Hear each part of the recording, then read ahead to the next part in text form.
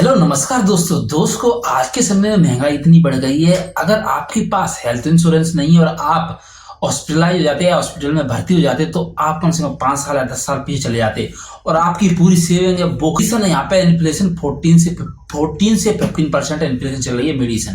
तो दोस्तों आपको यहाँ पे हेल्थ इंश्योरेंस लेना चाहिए। तो इस वीडियो में आपको बताऊंगा ऐसे दोस्तों मैं आपको यहाँ पे बताऊंगा 4 से 5 बेस्ट हेल्थ इंश्योरेंस।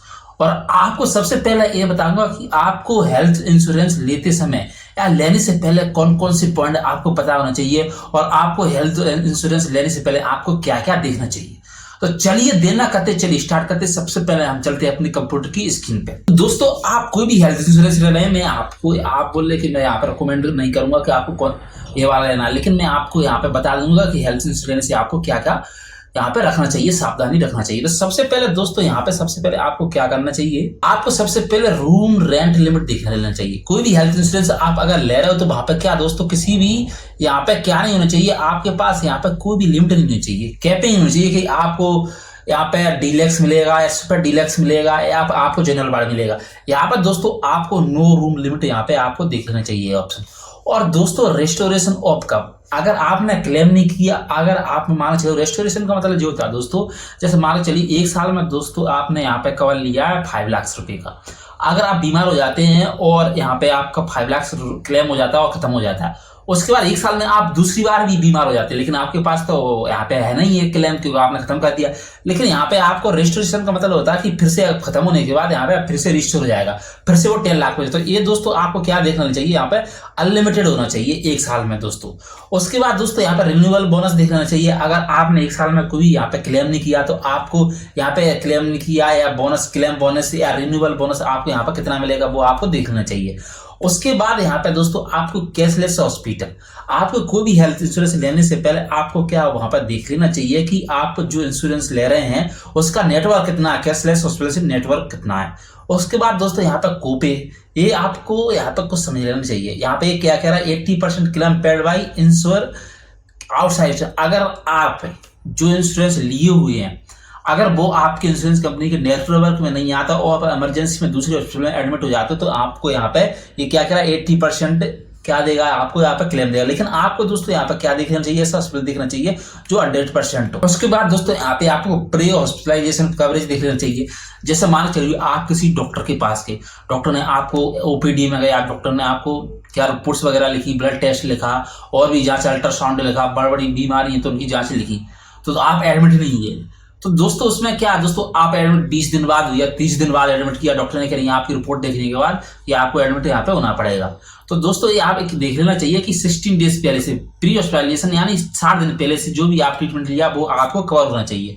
उसके बाद दोस्तों यहाँ पे पोस्ट हॉस्पिटलाइजेशन, जैसे मान चलिए आप एडमिट हो गए, उसके बाद दोस्तों ऐसा तो नहीं है जैसे आप छुट्टी हुई तो आपका मेडिसिन बंद हो जाए, नहीं मेडिसिन चलता रहेगा, जो भी ट्रीटमेंट है मेडिसिन का वो चलता रहे। तो इसमें क्या है दोस्तों यहाँ पे कवर होना चाहिए, आपको देखना चाहिए 180 डेज यानी आपको 6 मंथ आफ्टर 6 मंथ आपको कवरेज होना चाहिए। और उसमें दोस्तों आपको एक और देख लेना चाहिए डे केयर ट्रीटमेंट। जैसे दोस्तों कुछ बीमारी ऐसी होती हैं जो 24 आवर एडमिट होने की जरूरत नहीं पड़ती, आपको 1 डे में ही यहाँ पे क्या हो जाती हैं दोस्तों, यहाँ पे ठीक हो जाती हैं और उनका ट्रीटमेंट होता है। जैसे यहाँ पे कीमोथेरेपी होती है और दोस्तों जैसे आप टीथ का रूट कैनाल कराते हैं वो भी यहाँ पे क्या होता है। उसके बाद दोस्तों यहाँ पे हॉस्पिटलाइजेशन आपको देखना चाहिए। मान के चलो जैसे कुछ ऐसी डिसीज है कि आपको मान के चलो इस टाइम आ गया कि आप हॉस्पिटल एडमिट नहीं होना चाहते, घर पे भी उसका ट्रीटमेंट लेना चाहते तो वो आपको देखना चाहिए। उसके बाद एम्बुलेंस चार्ज आपको देखना चाहिए कितना, लिमिट तो नहीं है कुछ भी। उसके बाद दोस्तों यहाँ पे रूम रेंट लिमिट का मैंने आपको यहाँ पे बता दिया, रेस्टोरेशन ऑफ कवर ये आपको मैंने बता दिया। और दोस्तों जहां पर जो आपकी एग्जिट डिसीज है, जो पहले से आपको बीमारी है उसका वेटिंग पीरियड क्या करना है आपको देख लेना है। जैसा मान चलिए आपको कुछ बीमारी होती है उसका क्या है एग्जिस्टिंग पीरियड आपको देख लेना है, क्योंकि किसी में 3 इयर्स रहता है और किसी पॉलिसी में 2 इयर्स रहता है। जो आपको पहले से बीमारी है उसका मान के चलिए आपने हेल्थ इंश्योरेंस लिया और आपको पहले से बीमारी है, तो दोस्तों आपको बीमारी है तो आपको पहले से इंश्योरेंस कंपनी को बता देना चाहिए कि मुझे पहले से ये बीमारी है। तो इसमें वेटिंग पीरियड आपको देख लेना चाहिए कि कितना आपका वेटिंग पीरियड है यहाँ पे, मेरी जो बीमारी है पहले से उसका इलाज मैं क्लेम या इंश्योरेंस का लाभ कितने टाइम बाद ले सकता हूँ। तो यहाँ पर किसी में 2 इयर्स रहता है, किसी में 3 इयर्स रहता है, वो सब आपको देख लेना चाहिए। आप दोस्तों यहाँ पे हम बात करते हैं दोस्तों की, आपको मैं यहाँ पे 4 से 5 बेस्ट हेल्थ इंश्योरेंस यहाँ पे बता देता हूँ। तो चलिए सबसे पहले हम आप चलते हैं यहाँ पे। सबसे पहले आप दोस्तों आप क्या कर सकते हो, policybazaar.com पे भी जा सकते हो, वहाँ पे भी आप दे सकते हो। लेकिन मैं आपको यहाँ पे पॉलिसी बाजार में दोस्तों, अगर आपने वहाँ पे एक बार साइनअप कर लिया, कॉल कर या वो कर लिया, साइनअप ले लिया, तो वहाँ पे क्या होता है दोस्तों, आपको स्पैम कॉल्स इतने आते हैं, आप परेशान हो जाते हो। तो डिट्टो दोस्तों आपको यहाँ पे ओनली स्पैम कॉल नहीं आएगा, आपको आधे घंटे तक ऑनलाइन कंसल्ट भी कर सकते हो, उनसे सलाह भी ले सकते हो एजेंट से। अगर आपको टाइम नहीं था व्हाट्सएप भी ले सकते हो। तो दोस्तों मैं यहाँ पे सबसे पहले यहाँ पे ओपन कर लेता हूँ।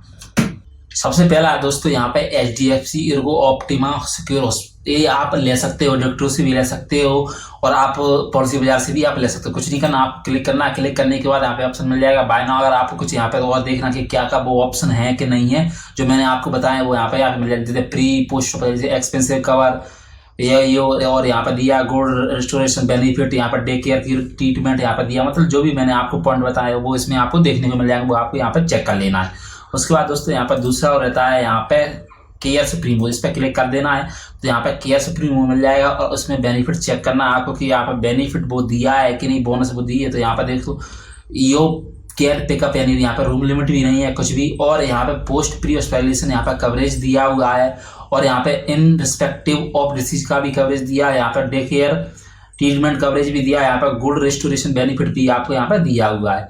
और यहाँ पे क्या है, कवर अल्टरनेटिव मेडिसिन का भी दिया हुआ यहाँ पे, और यहाँ पे reasonable waiting period of pre existing disease का यहाँ पे टाइम दिया हुआ है। तो आपको ये देख लेना। उसके बाद यहाँ पे नीचे और कुछ भी है, जैसे कवर ऑफ OPD कंसल्टेशन यहाँ पे ये भी दिया है, बी फिट, और ये तमाम चीजें यहाँ पे दी हुई हैं। उसके बाद दोस्तों यहाँ पर तीसरा है, थर्ड है यहाँ पे नेवा ऊपर रीएश्योर 2.0। तो ये भी आपको देख लेना, इस पर क्या क्या कवर है देख सकते हैं। आपको वही पॉइंट आपको ध्यान रख लेना है, पहले लिख लेना। उसके बाद यहाँ पे कोई पॉलिसी ले रहे हैं उसमें वो पॉइंट को आपको चेक कर लेना कि वो पॉइंट यहाँ पे दिए हैं कि नहीं दिए। उसके बाद दोस्तों यहाँ पे फोर्थ आ जाएगा मेरा यहाँ पे बजाज एनालाइज हेल्थ गोल्ड। तो दोस्तों ये थे मेरे 4th बेस्ट हेल्थ इंश्योरेंस। अगर आप इनको खरीदना चाहते हो तो डायरेक्ट या वेबसाइट से खरीद सकते हो उनकी, या फिर थर्ड पार्टी से डिट्टो से खरीद सकते हो, या policybazaar.com से आप खरीद सकते हो दोस्तों।